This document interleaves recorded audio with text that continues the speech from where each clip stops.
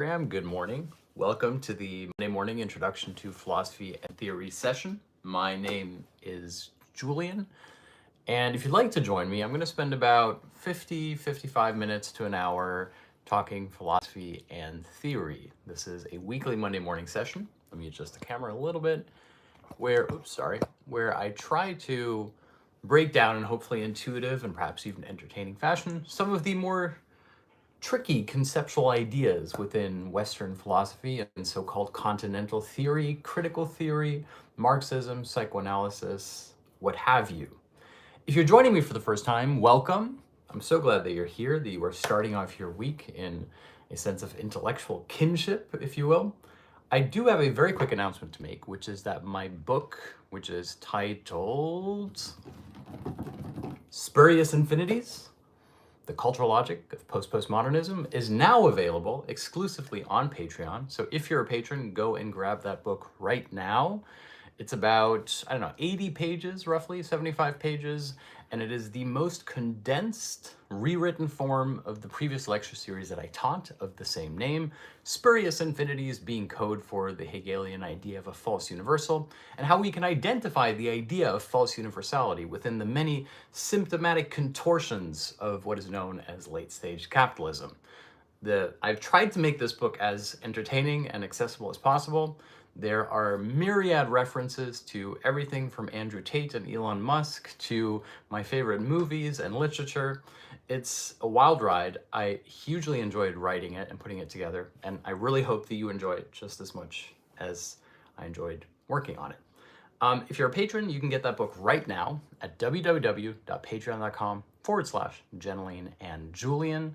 That is Spurious Infinities, the Cultural Logic of Post-Postmodernism. And if you're curious what post-postmodernism might even be, you can take a look back at all of the lectures, which I have saved for free, open access on YouTube for everybody to enjoy.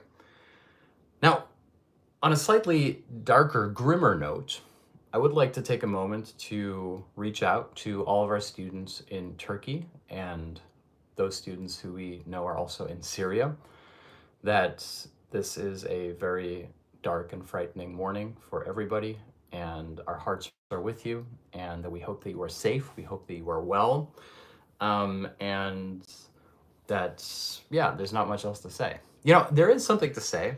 This is interesting for me.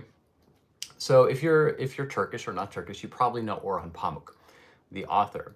And there's this great short story that Pamuk wrote where he deals with something that I think is very relatable if you live in Turkey. And I used to live in Turkey. In fact, Istanbul is where I met my wife, and we lived there during the Gezi protests and all that. So it was a big part of my life. And there's something very recognizable if you're someone who's lived in Turkey, which is everybody goes through a stage, which is like a form of health anxiety, if you will, about earthquakes. Like, when is the big earthquake going to hit? I think it's something that everybody grapples with if you're living in Turkey. And there's this great short story by Orhan Pamuk where he writes about getting fixated on this fear. And the fixation that he has is beautifully rendered, which is that he's sitting at his window and he's working on his next book. And in front of him is a mosque.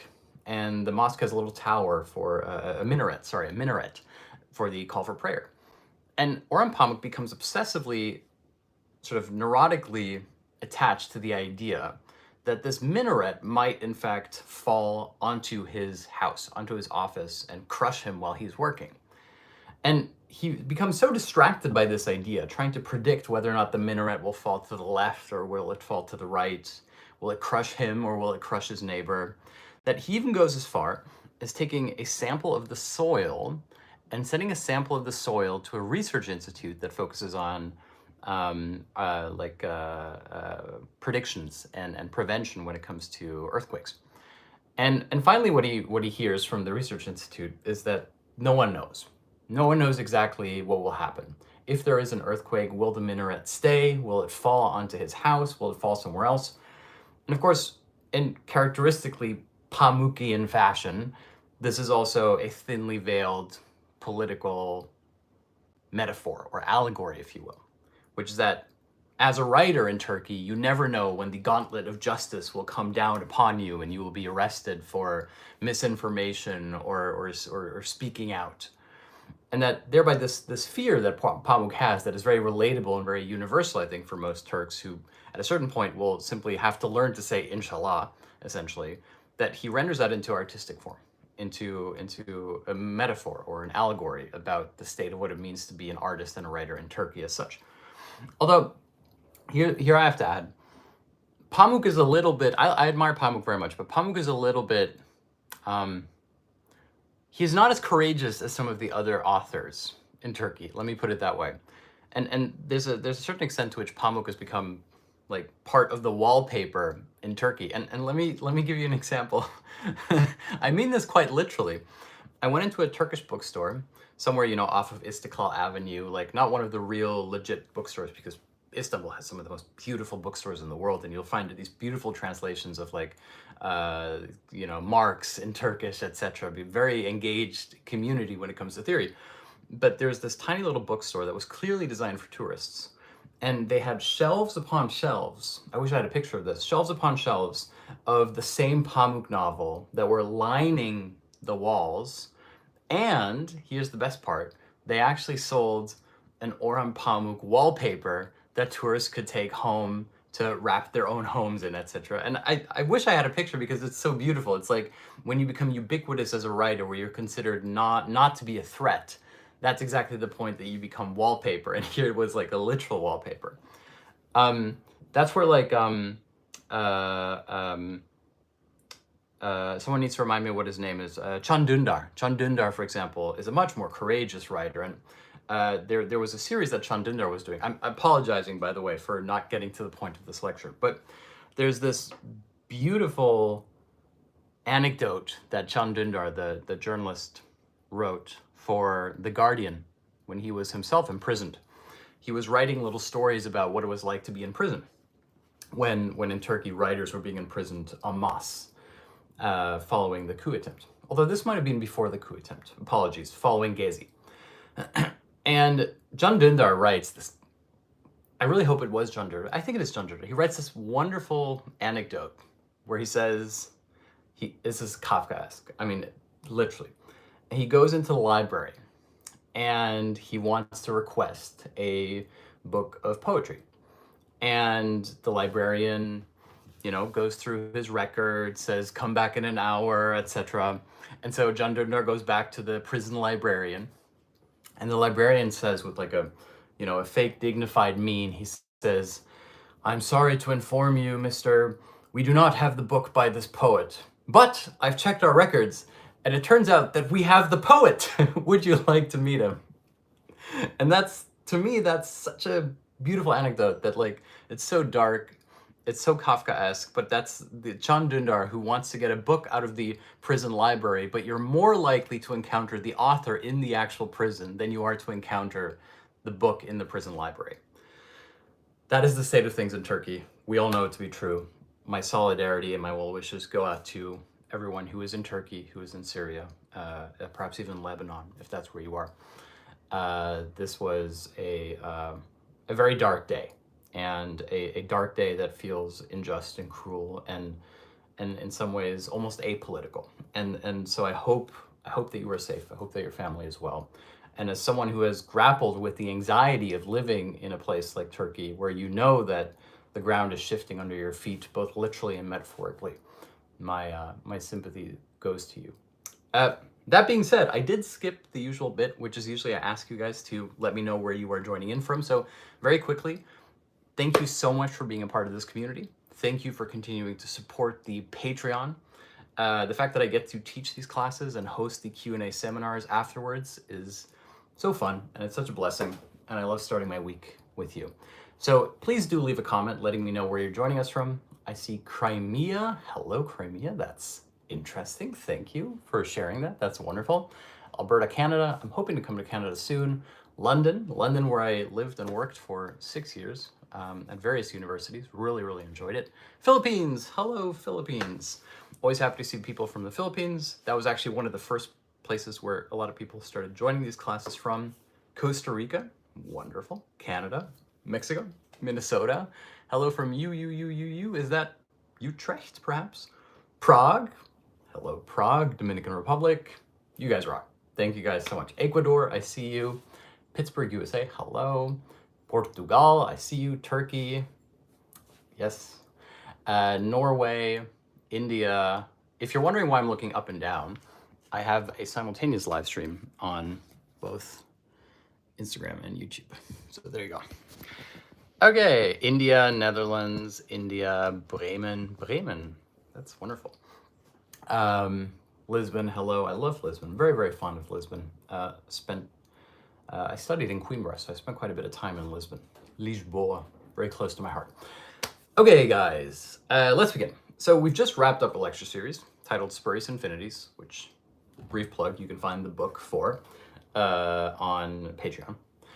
But I want to launch into something else. And we kind of already started 2 weeks ago when I did a lecture on Schelling and Schelling's idea of der nie vergehende Rest, which in English is translated into the indivisible remainder. And it struck me that it would be really fun, I think, and interesting to do a series on Hegel specifically, and sort of Hegel's relationship to the other so-called German romantics. And so what I'm going to propose, and take it or leave it, if you will, is that I think that for the next lecture series, pretty much starting today, we should just dive right into Hegel. We should really engage in a very hopefully stimulating and entertaining way with Hegel's philosophy, with his phenomenology, with this idea of spirit and dialectic, and hopefully for you, being someone who's interested in theory and philosophy, that this will be a touchstone for you, that this will be something that, like, I really do believe that you cannot really consider yourself a philosopher or someone who is interested in philosophy without grappling at one point or another with Hegel. And so I thought we might as well grapple with Hegel. That is my proposition. We're going to be doing that for 3 months. Each lecture will be standalone, so you don't have to watch the full series. But I am going to post the audio on Patreon, and I'm also going to host a Q&A afterwards, which I'm also going to record as an audio for Patreon. Plus, I'm going to post the edited transcripts, courtesy of my wonderful wife, Julian, to Patreon. So if you'd like to join me on this, I don't know, this, to be a Californian here for a moment, this journey into Hegel, which is more of a heart of darkness, if you will, the horror. If you'd like to join me on this journey, do consider becoming a patron. Of course, I'll post everything open access because that's my dream, is to prove that education can be free, that it works that way. But if you'd like to join me for the full ride, please do consider becoming a patron, where I will be posting all the supplementary materials throughout this course. I don't like calling it a course because, like, that sounds way too professional for me, but it's going to be a 3-month, 11, 12-week series where we pretty much exclusively engage with Hegel, but also with everything else, as you know. After all, this is one of my favorite definitions of the dialectic, which comes from Frederick Jameson, the literary critic and scholar of Hegel and of postmodernism, who said that the dialectic is really the process of trying to say everything at once. If you will, it's like that movie, Everything Everywhere All at Once. That is the process of the dialectic, is everything everywhere all at once, which, if you think about it, is also simply a philosophical metaphysical proposition. Everything, all the objects in the world, everywhere, the locality in which those objects are situated, and all at once, the universal absolute of temporality becoming infinite. That, like, it's a brilliant movie, and even the very title, Everything Everywhere All at Once, is strictly speaking a metaphysical proposition that is distinctly dialectical. The manner in which the finite and the infinite are intertwined and find a locality which is rendered through subjectivity. Anyway, you've probably seen this movie, but that's kind of the point of the whole movie, right? Okay, so this is going to be a series by Hegel. Buckle up, essentially. And we're just going to start right now. And if you'd like to join me for... If you'd really like to, like, get everything out of this course, please do consider becoming a patron, because that allows me to keep doing this, and it feeds into my habit for secondhand books, as you can see behind me. And most of all, I'm just so grateful that you guys have given me the license and the opportunity to continue having the audacity to do this in the first place. So thank you guys so much. I hope everybody can see. I know my setup is very low budget. It's just 2 phones. There we go.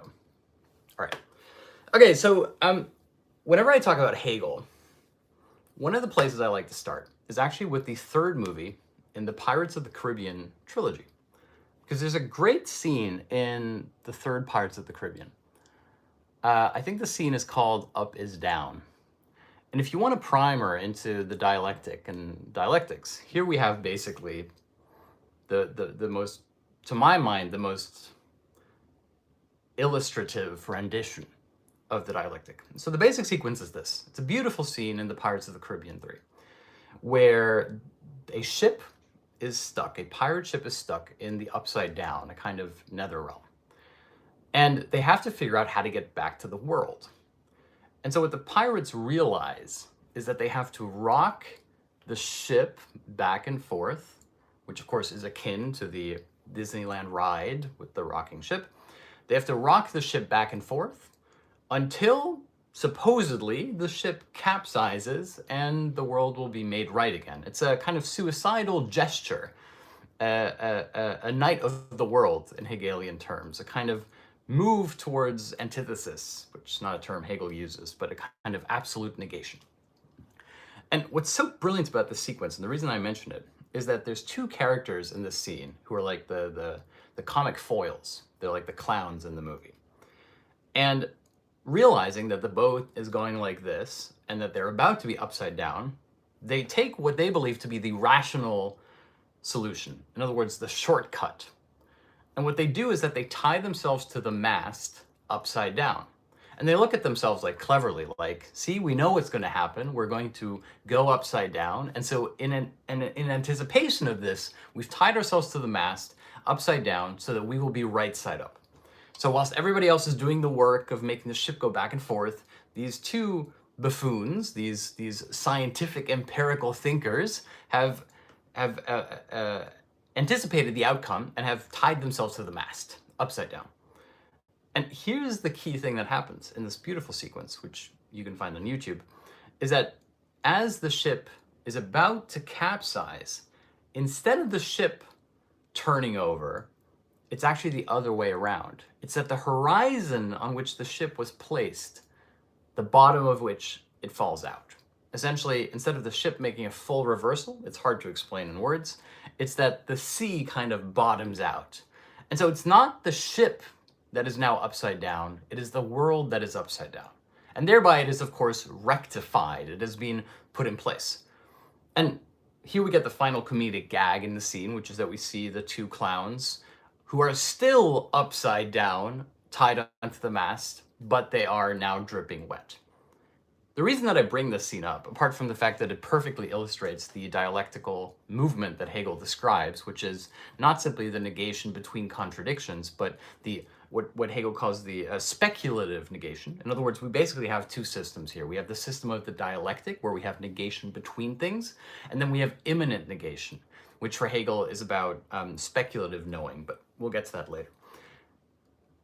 It doesn't just illustrate this movement, but it also illustrates perfectly one of the accusations that Hegel made about the German Romantics. In fact, if you go to the preface to the Phenomenology of Spirits, in the famous passage right before Hegel talks about the owl of Minerva only taking flight at dusk, which I'll explain in a moment, Hegel makes an unusually testy accusation towards someone who he believed to be his friend, namely Schelling. Historically, to give you a little bit of context, basically Schelling had been living temporarily in Jena. And Jena had become, because of the university there, had become this hub of German Romanticism and Idealism. Fichte, who, while he was at Jena, was like the most famous lecturer in the entire region with his famous Ich philosophy, I equals I. We'll cover that in another class. But not just Fichte. I mean, many other philosophers and poets, for example, Goethe would routinely travel between Jena and Weimar back and forth. And so the funny thing is that Hegel was essentially invited or enticed to come to Jena by his friend Schelling. And at the exact moment that Hegel arrived in Jena, all the other people started leaving Jena due to various fallings out and life happens and etc., right? And so Hegel actually finds himself in Jena at the exactly wrong time. It's like Hegel has shown up too late in Jena. And he's working on his Phenomenology of Spirit.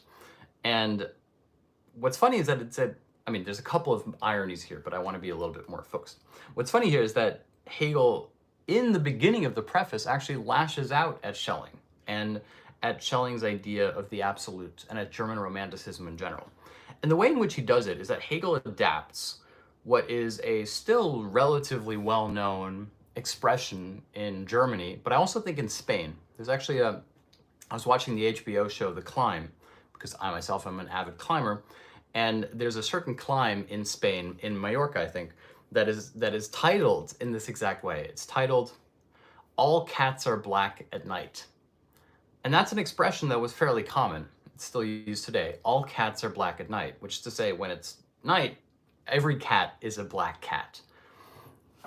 And Hegel took this expression, all cats are black at night, and he twisted it to make it a little bit more vulgar and said, all cows are black at night. And then he leveled that as an accusation, apropos Schelling and his compadres, by saying the German Romantics, Schelling in particular, have simply created a system of philosophy by which all cows are black at night. And what he meant here is that, I mean, I'll break this down in more detail, but to not go into too much philosophical detail, what he meant is that the Schellingian idea of the absolute, namely an absolute which is always around us but cannot properly be reached or subjectively approached, was a kind of negative system of philosophy. A negative system of philosophy, not in terms of normative values, like is it good or bad, but negative in that it was a negative metaphysics like the Kantian critical transcendentalism, which is to say the antinomies bar us from ever knowing absolute truth. Negative in the same way that we have Humean skeptical empiricism, the idea that we cannot know the secrets of the world unless we try to piece them together by means of rational empirical analysis, and so on and so forth.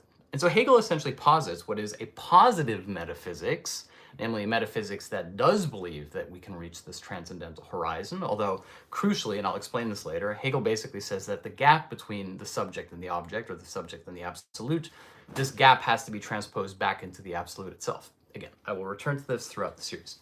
But Hegel essentially accuses Schelling at this point of being someone who, through his system of negative metaphysics, i.e. the absolute, has determined that all cows are black at night. In other words, he's rendered them in a kind of universal sauce through which everything appears to be the same. If you want to have a little bit of a sense of like the Schellingian absolute, think about a scene in Doctor Who. I don't think it's David Tennant. I think it's one of the early Matt Smith Doctor Who's, where there's the famous gargoyles, or whatever they're called. And basically the idea is that there's these possessed statues that if you look at them, they're completely rigid. They're just gargoyles.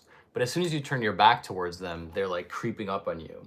And so the beautiful like horror element here is of course distinctly Freudian and uncanny in the literal sense of the Tales of Hoffmann.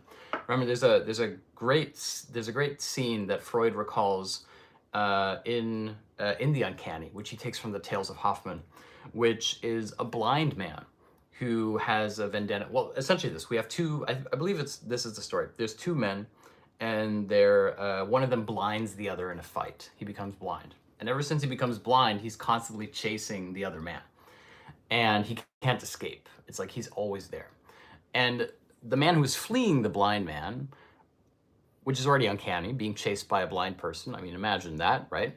He decides that in order to have the perfect vantage point, he will go all the way up until a clock tower. And in this clock tower, he can survey the entire city square, thereby believing himself to be safe from pursuit. And this is where the genuinely uncanny moment occurs, which is precisely the sublimation of the material constraints of what make the situation dangerous. What I mean by that, to be less pretentious, is basically the blind man who is chasing the man who isn't blind is relying on his senses, supposedly. But as soon as the man goes into the clock tower, he's surveying, like from a godlike perspective, like a point of view shot, he's surveying the crowd underneath him, and there's like hundreds of people walking around. It's crowd. Everybody who's been high up on a European clock tower knows this feeling of being suspended in the world. You can see everyone, but no one can see you. And at that exact point, the blind man suddenly turns and looks up at the clock tower and points his finger and starts like moaning, like screaming at him, what is it? Like a body snatcher, the classic 80s horror movie. And here we have the Freudian uncanny, which is specifically not to say, oh, I'm being chased by a blind man, which would be a slightly vulgar plot mechanism, but specifically the fact that even when you are unseeable, that you are seen by the blind man, that he can identify you immediately, that he is all-seeing in this sense. It's a little bit like that Lacanian difference between there is no relationship and there is a non-relationship, which is to say the blind man either has no sight or what he has is precisely no sight, and this no sight is all-seeing. It's no longer particular, it is universal. Here we have again, if you will, the Schellingian absolute. Or no, let me go back to the Doctor Who story. Sorry to go on a tangent. So the Doctor Who story is we have these gargoyles, and basically when you look at them, they're still. But when you turn your back, they creep up on you. And so the only way to prevent yourself from being killed by this gargoyle is to constantly look at it. In other words, you can never look away from it. And here we have, again, not to make this too psychoanalytic, but this is the key condition of pathology. The idea being that unless you are watching it, it is watching you. That the only way to feel like you have control over it is to direct your own attention towards it. Of course, this is how all pathology works. If you think about health anxiety, is that if you suddenly become aware of your body doing something it's not supposed to, you feel like somehow you have to constantly be monitoring it, because if you're not monitoring it, then maybe it's monitoring you, maybe it's creeping up on you. It's like the subjective illusion that we have that if we pay attention to something, that will somehow go away. And to bring that back to the Schellingian absolute, what's key here with the Doctor Who gargoyles is it's not so much the gargoyles that are simply creeping up on you and chasing. It's specifically that the gargoyles are there because you are not looking at them. In other words, what animates them is the fact that you fail to subjectively see them. Now we can see again that the Schellingian absolute, which I should say is a lot less terrifying in Schelling's work, like he sees it as a much more mystical element. This absolute is around us all the time for Schelling. It's something that is a non-traversable horizon, what he calls an indivisible remainder, the nie vergehende Rest. It's something that as soon as we look at it, we no longer see it. It is constantly looking at us, as it were, which to my mind is a distinctly uncanny phenomenon, although Schelling sort of wraps it in naturalism and mysticism, about which is sort of akin to today's naturalism and Gaia Earth theories, right? Everything is around you all the time. This is actually something that I find very interesting, for example, about The Last of Us, the TV HBO adaptation of the video game series. In The Last of Us, essentially what is posited is that fungi will take over. That fungi will suddenly be able to take over our bodies and our brains, and we become zombies that are directed by the kind of hive mind of the fungi, mushrooms essentially. And what's so interesting here, I was reading this from a mycologist who was responding to this narrative, is that it follows a classic Hollywood trope, which is that the classic Hollywood trope, which you might even see in Jaws, this is like Hollywood ideology 101, is that instead of taking all the particular fears that you have, you take all those fears and you imbue them into one thing, into one singular object, which can then be conveniently vanquished. In Jaws, it's the shark. As long as we vanquish the shark, then we don't have to worry about all the other uncanny features of postmodern American life, or modern American life at this point. When it comes to the fungi zombies, essentially we've thereby disavowed a much more supposedly frightening realization, which is that fungi are already all around us all the time. That whenever you step somewhere, there's probably going to be some intertwinement of fungi, that we are vastly outnumbered by them. And so in a weird way, it's actually a coping mechanism for us. It's actually a kind of ideological fantasy that they would be coming for us, that they're trying to take over our life and our brains, because the much more horrific, traumatic realization is they're not coming for us, that fungi are indifferent to us. Of course, they don't experience epistemological hermeneutics, meaning, etc., the way we impose upon them, similar to how we imbue static objects with emotions, etc. But the premise thereby is that this whole idea that fungi will come to attack us is precisely because we don't really know what to do with the fact that they're inscrutable and mysterious to us, and that they haven't come to attack us. In fact, the much more sort of, let's say, hippie aspect here is that fungi are actually much more likely to aid us and assist us when it comes to health solutions and other things than they are to actually decide to suddenly kill us, etc. Of course, what we don't like is the unknown. What we don't like is to be helpless, etc. But here again, we have like almost like a contemporary biological naturalist take on the Schellingian absolute, his Naturphilosophie, the nature philosophy, which is that it is all around us, that we are intertwined with it, that our particular identity isn't necessarily separate from it, but that it is that we have the illusion of subjectivity as being separate or different from it. What's key here, and this is actually really important, not to go on too many tangents. I'm gonna have a sip of water real quick. Excuse me. It's always a bit vulgar when someone drinks in camera, but it's like that famous example when, was it Marco Rubio drank water during a hearing? Yes, okay, so the idea of what's funny is that Schelling, writing about his Naturphilosophie, it's all happening at a certain time. It's happening during German Romanticism, 19th century, late 19th century, and he is in Jena. And one of the interesting historical correspondences here is that Alexander von Humboldt, at the exact same time, is traveling through South America, investigating natural phenomenon, cataloging new species, essentially doing the work that would later inspire Darwin. In fact, Darwin himself writes that he wouldn't have done his biological work had it not been for the popularization of Alexander von Humboldt. You can read all about this, by the way. There's a very good and popular, easy to read biography about both Jena and Alexander von Humboldt, the location and the person, by, I believe her name is Alexandra Wolff. She wrote a book called The Invention of Nature, which is quite wonderful, about Alexander von Humboldt. And what's really interesting here, and she doesn't say it explicitly, but of course the title, The Invention of Nature, already has like a distinctly Lukácsian tone to it, which is nature as a historical category.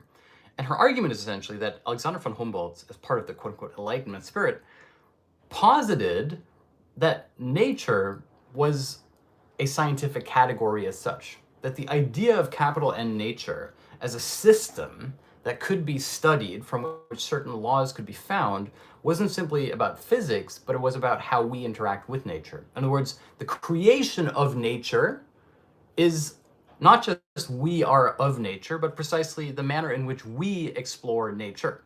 I didn't put that very well, but essentially it's like this interesting proposition, which that nature is thereby a conceptual category. Now, the reason that Lukács, Marxist, writes about this is that one of the main aspects of Marxism, if you will, which runs throughout other thinkers like Zizek, etc., is the difference between a kind of classic idealism versus a materialism. Classic idealism, or let me put it like this, essentially the purpose of philosophy, like what it means to be a philosopher, is essentially to be in the pursuit of truth.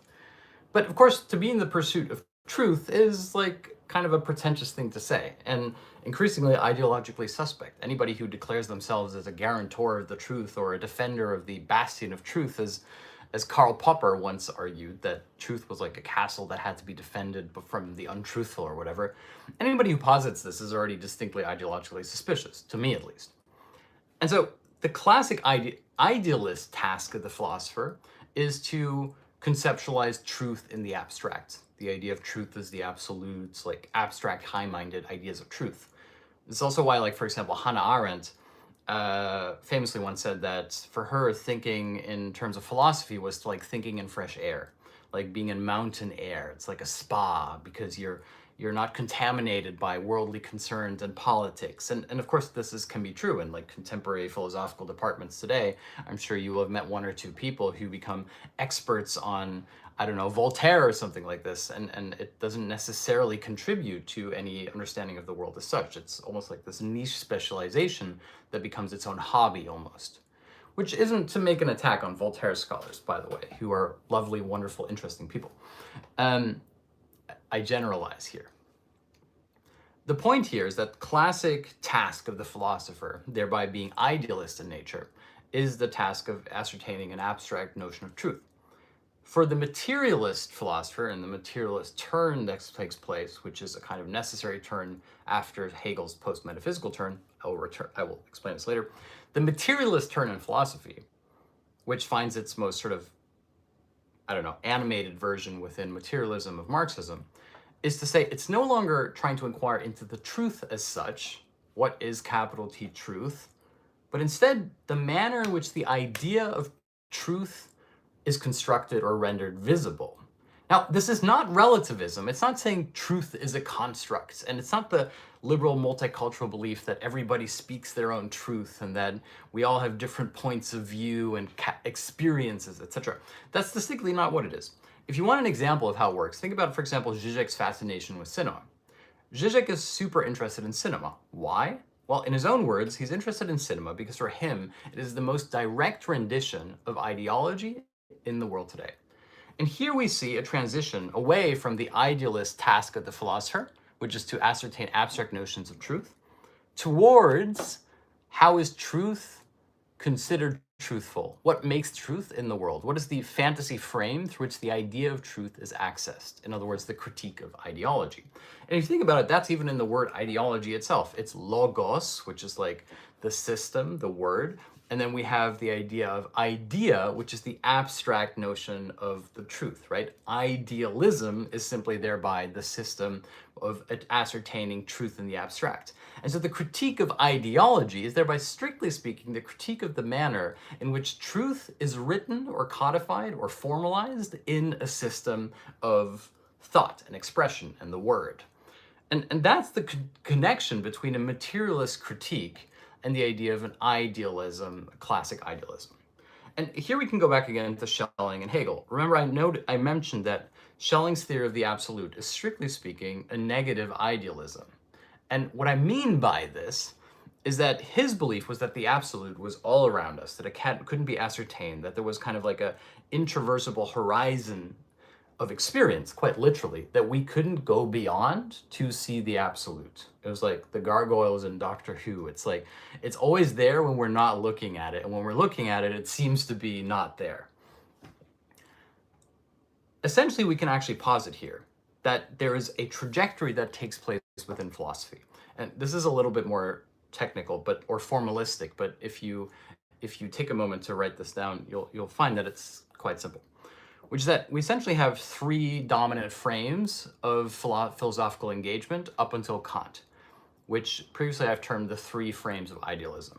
We have quote-unquote naive metaphysical idealism, like Plato. And what I mean by naive here is not that Plato is naive, like he's dumb. What I mean is that Plato's naive because he assumes that there is a truth that is unknowable, as it were. But of course, what's key here for Plato, if you read the Allegory of the Cave, one of the things that people often miss is that the person who exits the cave doesn't really do so by his own volition. He is dragged outside of the cave at one moment or another. This is actually key to, like, if you want to understand Alain Badiou's, sorry to go off point here, but if you want to understand Alain Badiou's theory of the event, this is so important in his reading of the Allegory of the Cave. Which is that it's not something that you choose to exit the cave of your own volition, because then you would ask yourself, well, what is the catalyst for this choice? At what point do you, out of your own free will, say, well, I've had enough in the cave watching the illusions, I'm going to exit?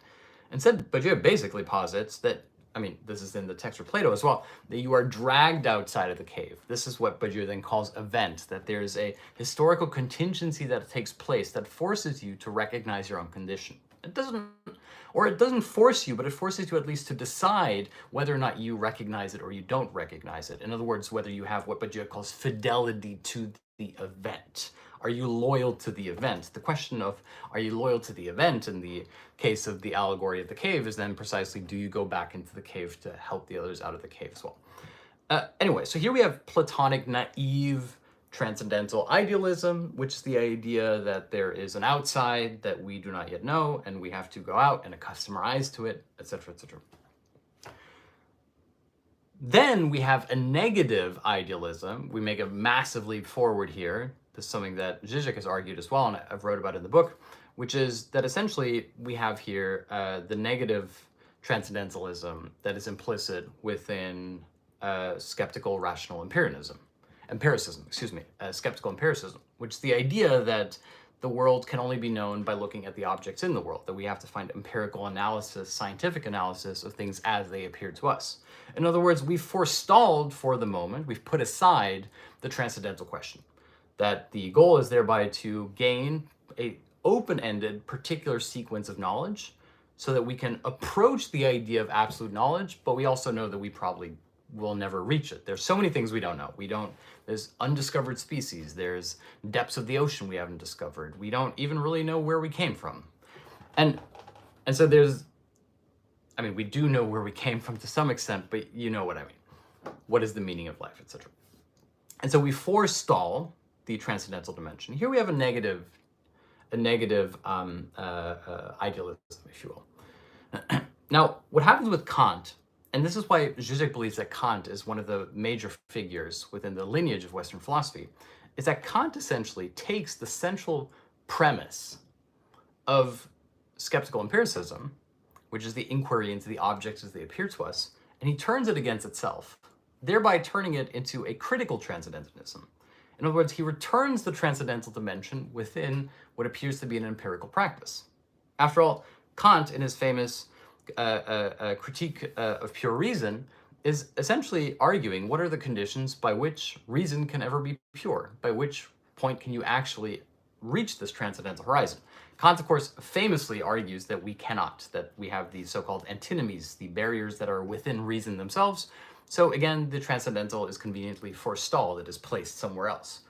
And here we have essentially the positive, naive, transcendental idealism of Plato, although for historical context here, what's very interesting is that Kant actually repeats a move that Plato does. Think about it in formalistic terms for a moment. Kant takes what is the predominant historical situation of his time, in other words, empiricism, skeptical empiricism, and he turns it against itself, thereby returning to transcendentalism. He basically says, okay, let's have an empirical attitude towards transcendentalism. By the way, this was one of the frustrations that a lot of Marxists used to have as well, which is why is this fixation on Marxism as a science? That's for another time. Plato does something analogous to this. What is the predominant historical circumstance, mode of thought during Plato's time? It's the sophists who believe that if you speak something, that you speak it into existence. The emphasis on rhetoric as not just a performative function, which is of course how Plato would like to depict it, but also rhetoric as a philosophical proposition, that when you speak the word carriage, you literally manifest a carriage, essentially. Here we have way, way, way before its time, avant la lettre, in the sophists, almost a kind of structuralism that occurs. Remember, a famous for Lacan, and very obtusely, the master signifier is the signifier that falls into the signified. It's a tautological chain. If you want an example of that, by the way, not to go, I know I'm going off topic again, but if you want an example of the Lacanian master signifier falling into the signified, yesterday I was at the symphony, and the theme of the symphony was quite vulgar, but also very interesting. Was made in America, so there was a lot of American compositions, and there was a new composition which was titled A Taste of Freedom. And this is already an interesting metaphysical proposition. What does freedom taste like? Well, here we come to the beautiful moment where the master signifier falls into the signified. The refrain, the chorus of the song was, America tastes like freedom. And so now we know what freedom tastes like. It tastes like America, and America tastes like freedom. Of course, hugely ideologically vulgar, horrible. If you're gonna do propaganda, do it right. Do it big, bombastic. Don't just say something tautologically stupid like, my food tastes like freedom and America tastes like freedom. I mean, it's vulgar, absolutely vulgar. But the point here is, here we have the master signifier falling into the signified. Namely, the master signifier freedom thereby falls into the particular representative of freedom, which suddenly becomes food, which becomes America. It becomes this absurdist tautological sequence, America equals freedom equals food, which thereby actually contains a certain truth, because what could be more American than relishing in the freedom to eat whatever the hell you want? Anyway, that tangent aside, essentially we find within Plato a response to the sophists. The sophists' predominant mode of thought, their historical way of approaching the world, was to emphasize articulation, and that what you spoke thereby became a form of truth, and that this was something that gave people agency. Plato simply appears to take the central mechanism and insight of the sophists, which is the emphasis on speech as a mechanism of truth and applies it back into a transcendental frame, which of course is Plato's famous system, which is the system of the dialectic, right? The system of dialogue, even the Socratic dialogue back and forth. And so there's almost an ironic meta level in Plato that I really think that is worth understanding, which is that this dialogue, this, oh, master, you are so wise, Socrates, etc., it's almost like a meta irony apropos the idea of the rhetorical emphasis that the sophist has. It's like he is using sophistry against the sophists, as it were. Now, one of the arguments that you could make, and I actually make this in the book, but I hate to repeat myself. Actually, no, I don't think I make it. No, I cut this section out, so it's brand new. It's not in the book. Ha! You can't see it in the book. One of the arguments that I make is that essentially Zizek does something similar with Lacan, if you will, which is that Lacan, some people consider Lacan, the French psychoanalyst, like a postmodernist or whatever. I mean, he's a structuralist, but they try to adopt him as a post-structuralist. They take things like Lacan's maxim, like, there is no sexual relationship, and they try to make it into a postmodern gesture of sexual inclusivity, etc. Like, you could be anything you want, everybody can have their own sexual identity, and so on and so forth. I'm not against sexual emancipation, by the way, but to me, that's not the same as sexual emancipation. Anyway, the attempt to claim Lacan for postmodernism is rebutted by Zizek, who essentially says, okay, what is the contemporary historical mode of thought today? It's all the aspects of postmodern thought, whether it's Gaia, Earth, naturalism, whether it's the historical hermeneuticism, Heidegger, or even the post-structuralism of Foucault, etc., deconstructionism, all these modes of thought. Zizek says, I'm going to use Lacan against these ways of thinking to go back to Hegel and dialectical materialism, the philosophy of Marxism. And so if you will, like, you could actually argue, I know that I'm being a little bit of an acolyte here, but you could argue that with Plato, Kant, and Zizek, we have a movement, a lineage that takes place, which is Plato uses the sophist's central insight or mechanism against the sophists. Kant uses the central insight of the empiricists against the empiricists. And Zizek uses the structuralism of Lacan against the post-structuralists and postmodernists. That's the basic idea here. Now, what I was laying out, and I apologize because I've gone on many tangents, is that I was trying to lay out the system of negative and positive idealism. So the three frames of idealism that we've introduced are the naive, positive idealism of Plato, the critical transcendentalism of Kant's negative Copernican turn, as he calls it. He doesn't call it a negative turn, but he calls it a Copernican turn. And then we have, the first frame is naive Platonic idealism. The second frame is Humean skeptical empiricism, which is a negative system of idealism. Then we have the Kantian critical transcendentalism, which is again a negative system of idealism. But here it starts getting more interesting. Here we start having the German Romantics. And this is something that I think Zizek argues as well, is that strictly speaking, we have 6 frames of idealism, not 3, which is that we have to account for Fichte, Schelling, and Hegel.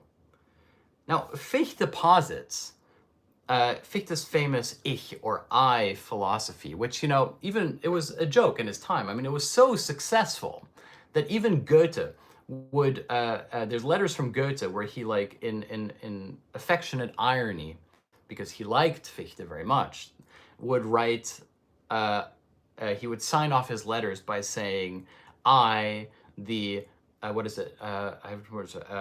das Ich selbst, or something like this, like the I, myself, who am I, etc. Like there was a joke amongst intellectuals at the time to refer to the Ich, the Fichtean I.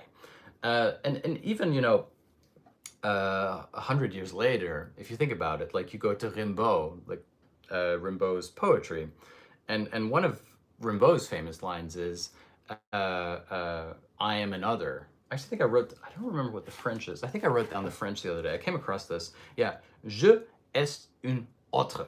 Un autre, une autre. I am an other. This like, what is the relation of the I? It's a metaphysical proposition, by the way. Like, I, subject, what is my relation to the absolute? And what Fichte essentially posits is that the I is tautological. It is self-relating. It is I, or A equals A. That instead of the subject who is barred from the absolute is in fact you. It is within you. It's almost like a yoga mantra or something, right? And so the Fichtean I philosophy, A equals A, I equal I, posits thereby what appears to be a positive system of idealism. A positive system of idealism by which we have simply a synonymous tautological relationship between the I and the I. Instead of seeing the absolute as behind the horizon of the Kantian antinomies, it is already within me. I am the vessel and the agent of the absolute, according to Fichte. Now, essentially here we have the fourth frame. We have the return of a positive idealism, which then very quickly leads to Schellingian, what is usually called objective idealism, but is also a form of absolute idealism, which is to say, essentially, a return to negative idealism. The absolute cannot be known. It's like the gargoyles. It's moving when you're not looking at it. When you look at it, it's simply like not there. It's immovable. And so Schelling essentially closes the door on the Fichtean system of positive idealism. Essentially, he tries to take a step back. Of course, for Schelling, he believes he's taking a step forward. And so the positing of the absolute for Schelling thereby is the positing of another negative idealism. Here comes Hegel, because if you watch this entire stream, you know that where we started was the historical situation where Hegel comes to Jena and is writing at the same time that he is friends with Schelling, who essentially enticed Hegel to come to Jena. Everybody's left, and Hegel's alone at home, working furiously on the phenomenology of spirit over years. Like, other people were publishing furiously, and Hegel was just like biding his time. In fact, the historical anecdote that Alexandra Wolff has in her book is that the entire text, the manuscript of the phenomenology of spirit, was almost lost to history entirely, which is kind of a shocking realization. Because when the Battle of Jena was taking place, when Napoleon was taking Jena, Hegel grabbed his manuscript, walked over to one of the last postal carriages that was leaving Jena, and handed off the manuscript to send it to his publisher. And if that hadn't taken place, well, we know what would have happened, which is that hours later, Hegel's apartment was invaded by the invading force and ransacked. And so if it weren't for like a couple of hours, at least this is under Alexander Wolff's research, like we wouldn't even had the phenomenology of spirit. We wouldn't have had the post-metaphysical turn. We probably wouldn't even have analytic philosophy as we know it today. Like, if you take Hegel's The Owl of Minerva arrives only at dusk, well, the manuscript for the phenomenology of spirit certainly only left at dusk, or arrived at dusk. It's one of those what-if scenarios that's like absolutely mind-blowing if you think about it. What would have happened if Hegel hadn't actually, if he'd lost the phenomenology of spirit? And of course, you will immediately say, and I agree with you, that only a philosopher would care about this, that there would have been no repercussions. But this is precisely where I think you'd be wrong. I think it's exactly these little things that have huge butterfly effects throughout the course of history as such. Anyway, the point is, Hegel's working on this text that he's responding to Schelling over. And Hegel starts the preface by attacking Schelling as being a thinker who has, and this is key, what I said in the beginning, said that all cows are black at night. And now, if you followed me over the course of this lecture, you'll start understanding why. He's accusing Schelling of having a negative idealism, which has to then be juxtaposed with a return to positive idealism, a transcendental idealism. Hegel's word for this, of course, is speculative idealism. And so within the trajectory, we have 6 frames. We have the frame of Platonic, naive transcendentalism, which is a positive form. The second frame, which is skeptical empiricism, which is a negative form of idealism. Kantian, critical transcendentalism, which is another negative form of idealism. Fichtean, Ich-idealism, or I-idealism, which is a return to positive transcendentalism, quickly followed by another negative idealism, namely Schelling's idea of the absolute, and then Hegel, who says that the doors have been opened again, that now we have a positive idealism, and that he accuses Schelling thereby of having rendered all cows black in the dark, of closing this transcendental horizon. That is the central accusation. Now, you can understand, or maybe not understand, but begin to understand one of the key ontological aspects of Hegel, which I will continue to explain next week, which is the gap between the subject and the absolute, which, if you will, the whole point of negative and positive idealism is, can this gap be overcome? For Plato, the answer is yes. For empiricism, the answer is no. For Kant, the answer is no. For Fichte, the answer is yes. For Schelling, the answer is no. For Hegel, what Hegel does, and this is one of the most radical gestures within the history of transcendental philosophy, Hegel simply transposes the gap between the subject and the absolute back into the absolute itself. It's almost like a mirroring of Fichte. Fichte simply says subject equals absolute. Subject equals subject. Hegel says the gap between the subject and the absolute, between the subject and truth, is itself the truth mechanism. In other words, we have a Hegelian emphasis on the X. The X, the wall, the barrier between subject and absolute object, between truth.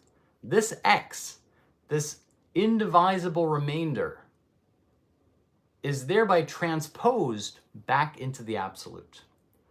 And thereby I've decided that the title of this lecture series should be Hegel x Hegel, because we are going to be spending 3 months talking about this X, this Hegelian X, this X point that Hegel revolutionizes, and that thereby revolutionizes the rest of the trajectory of Western thought within Western philosophy. Thank you so much for joining me today. I know that was a lot, but like, it's all there. Like, trust me, these are all building blocks. And I invite you to join me for next Monday, and to join me for the next 3 months on this lecture series. At the end of it, of course, there will be another book to accompany this lecture series. You can either join for free on YouTube, hello YouTube, and Instagram, hello Instagram. You can watch the classes anytime you want.